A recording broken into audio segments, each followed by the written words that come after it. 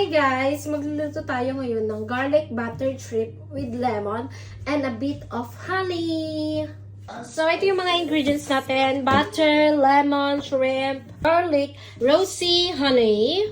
Galing sa Costco. So, ayan guys yung ating ingredients. So, dahil garlic buttered shrimp siya with honey, syempre dapat may butter. So, ito yung unang ingredients na ilalagay natin is butter.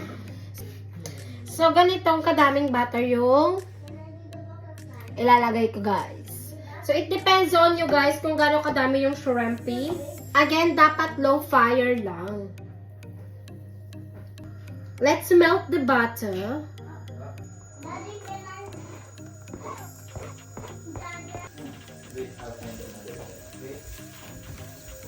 So, 1.5 kilogram kasi yung ilalagay kong shrimp. Kaya, medyo madami-daming butter ang gagamitin natin.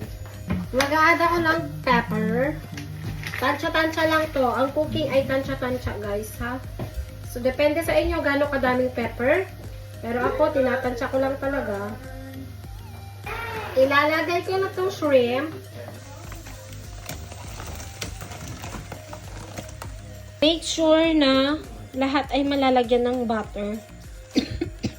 Ngayon naman guys, ilalagay na natin ng honey.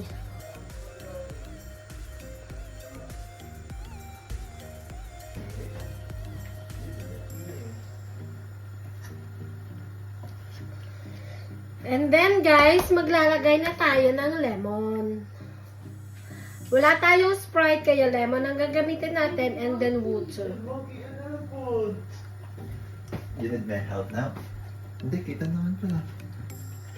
Water please. Water. Ano para ka? So, depende sa inyo kung gaano kadami yung tubig. Kasi nagdidepende yan sa kung gaano kadami yung shrimp. Basta yung sakto lang dapat.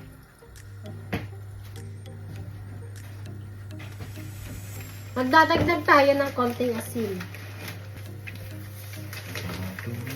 And then, tatakpan natin. Tapos, hihintayin natin. Tapos na siya.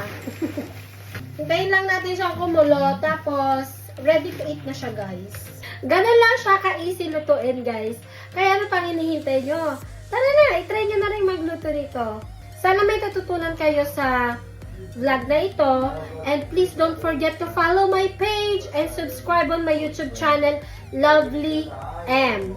And of course, follow me on my Instagram account. I am Lovely M. Bye, guys!